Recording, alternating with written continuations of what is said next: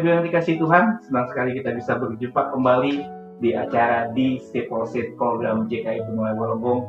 Senang sekali saya bisa berjumpa Bapak Ibu sekalian pada Sabtu siang ini. Sebelum kita membahas firman Tuhan, mari kita terlebih dahulu berdoa di dalam nama Tuhan. Terima kasih Bapak, terima kasih Tuhan atas segala kebaikan-Mu Tuhan.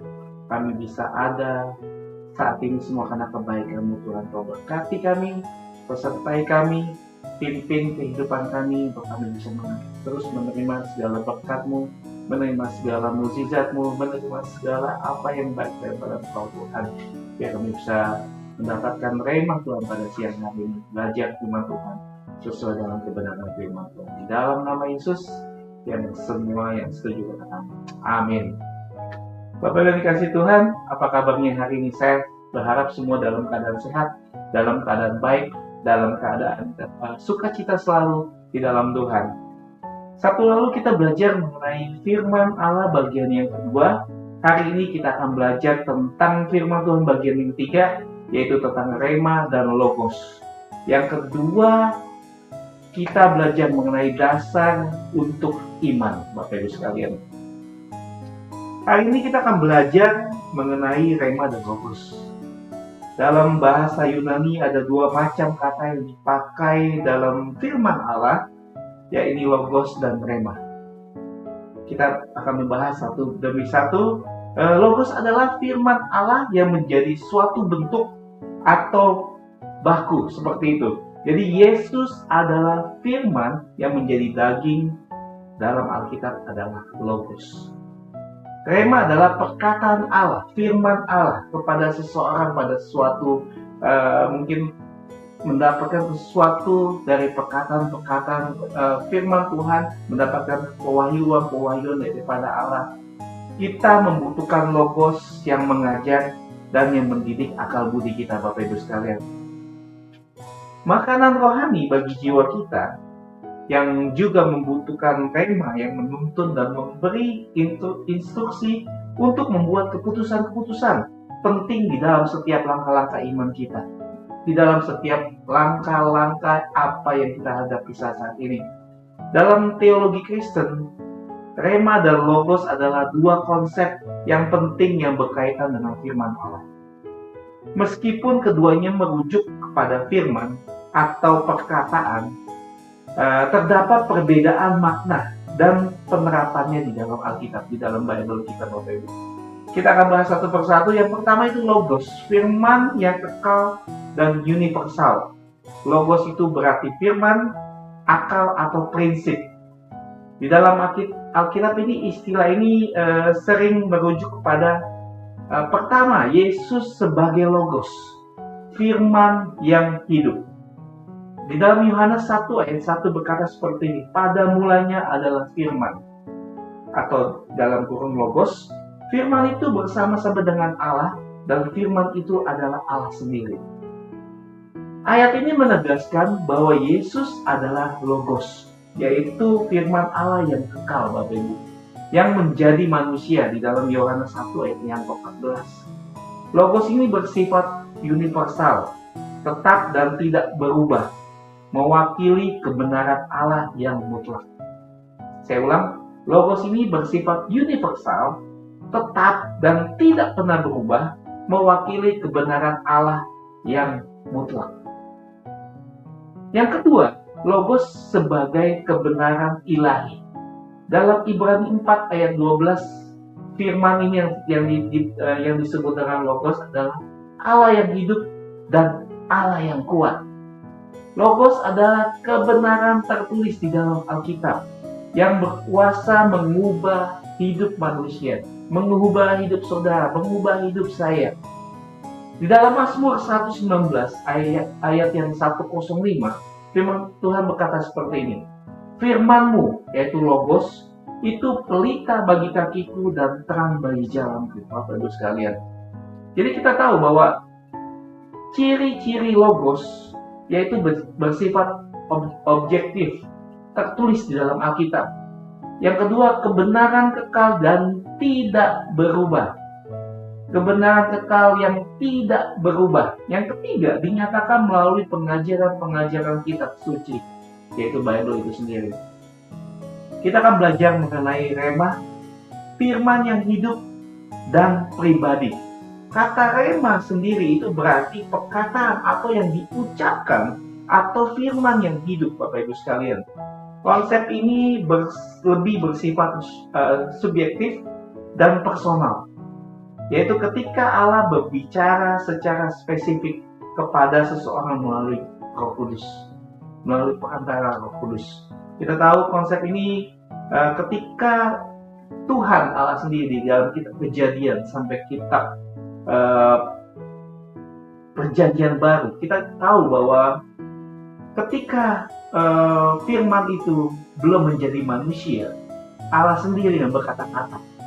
Mungkin dalam contoh Alkitab banyak kita dengar Abraham, Musa ketika diutus oleh Tuhan untuk membebaskan bangsa Israel.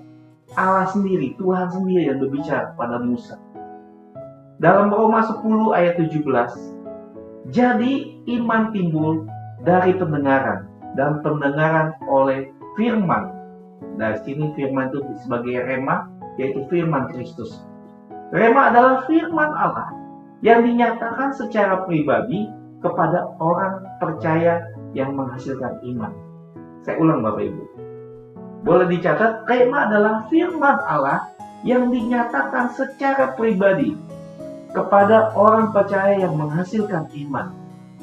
Dalam Matius 4 ayat 4 berkata, manusia hidup bukan dari roti saja, tetapi setiap firman. Firman ini rema yang keluar dari mulut Allah.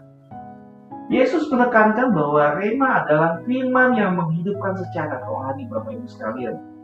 Yang kedua itu rema sebagai pimpinan Roh Kudus. Di dalam Kisah Rasul 8 ayat yang ke-29, lalu kata ini rema kepada Filipus, pergilah ke sana, pergilah ke situ.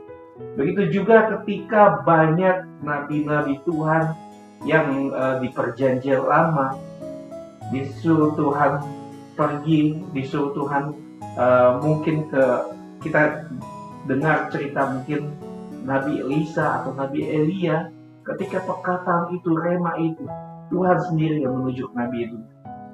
Dan kita tahu bahwa rema ini sering berupa bisikan Roh Kudus yang memimpin tindakan seseorang. Ciri-ciri rema yang bisa saya catat ada 3 poin: bersifat subjektif, pengalaman pribadi dengan Allah, spesifik, ditunjuk dengan situasi yang tertentu. 3, diberikan melalui pernyataan Roh Kudus. Pernyataan Roh Kudus, perantara Roh Kudus. Allah memberikan Roh Kudus pada setiap orang yang menerima rema itu. Jadi perbandingan rema dan logos. Jadi ada aspek, ada logos, ada rema.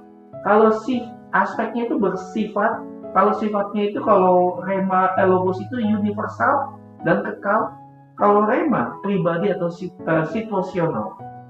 Kalau sumber itu, kalau logos itu tertulis di dalam Alkitab, di dalam Bible. Kalau rema, pernyataan secara langsung dari Roh Kudus, perantara daripada Roh Kudus. Fungsinya kalau logos itu dasar doktrin kekristenan. Kalau rema, pimpinan Allah di dalam kehidupan sehari-hari.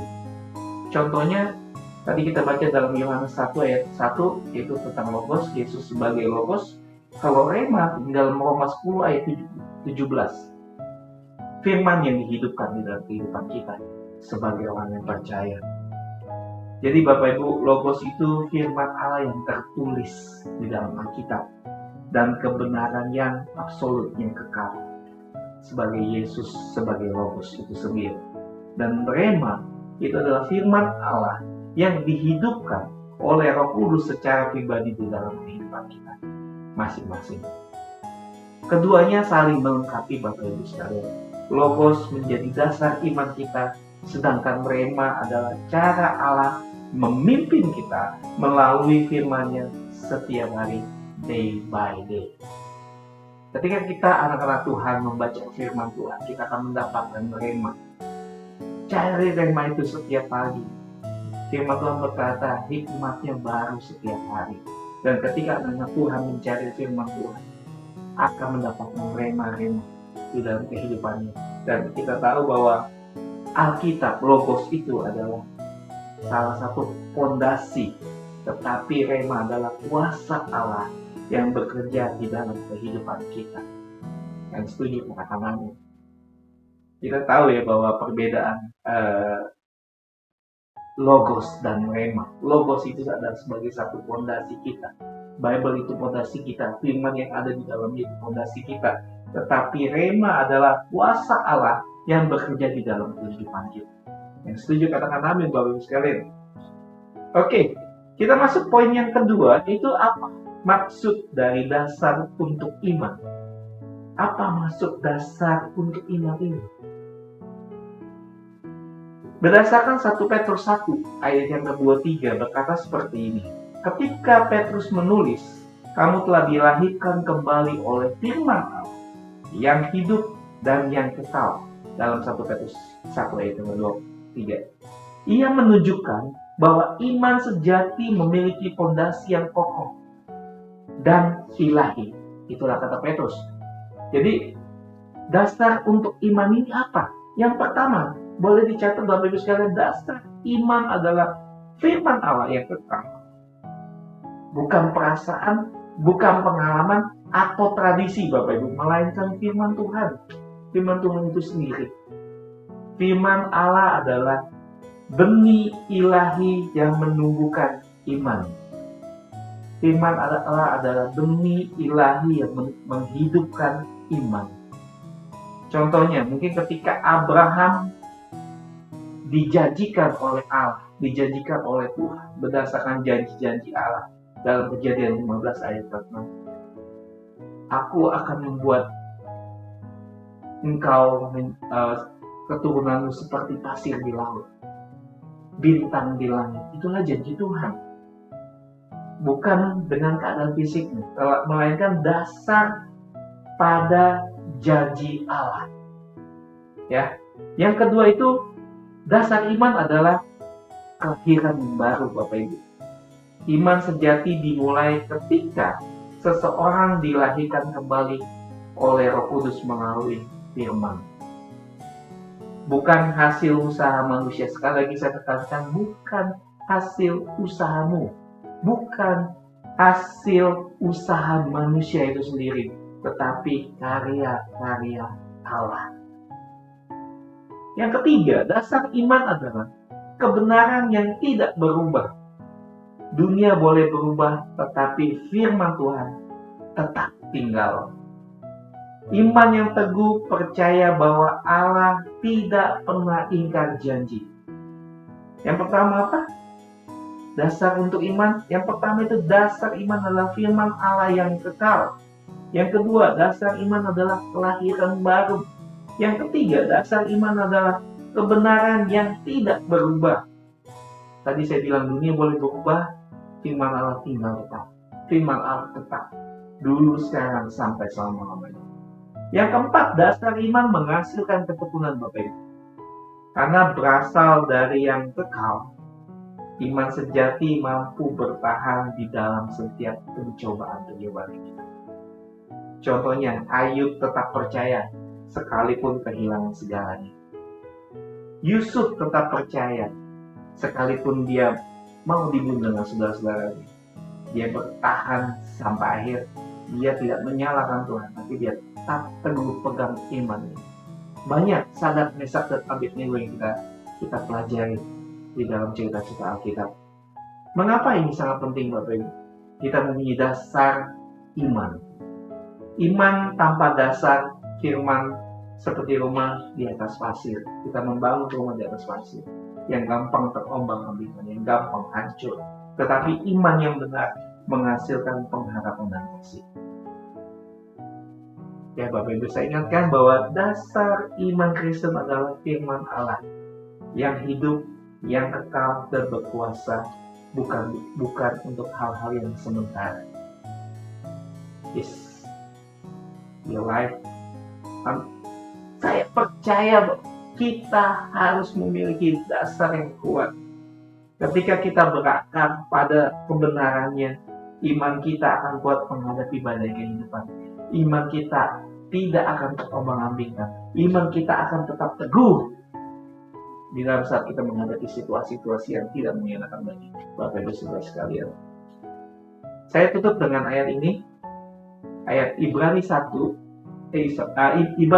ayat yang pertama. Saya bacakan, iman adalah dasar dari segala sesuatu yang kita harapkan dan bukti dari segala sesuatu yang kita tidak lihat. Demikianlah firman Tuhan yang bisa saya sampaikan. Tetap pegang imanmu, tetap teguh. Kita belajar rema, logos, kita belajar dasar iman pada siang hari ini. Dan saya percaya Bapak Ibu sekalian, setiap minggu kita belajar firman Tuhan. Mungkin Bapak Ibu dengar khotbah dari online, dan saya percaya bahwa kita memasuki benih-benih firman Tuhan di dalam hidup kita, supaya firman itu bertumbuh dan menghasilkan buah-buah yang lebat. Buah itu bukan dirasakan buat kita, tapi untuk orang lain yang berdampak bagi sekitar. Yang setuju katakan amin. Oke, demikian firman Tuhan yang bisa saya sampaikan. Kita akan kembali pada Sabtu depan dengan waktu yang sama, jam 1 siang. Sabtu depan kita akan belajar mengenai tetap tema yang sama, firman Allah bagian yang keempat. Tetap setia, tetap semangat, salam sukacita selalu. God bless you, Tuhan Yesus memberkati. Shalom.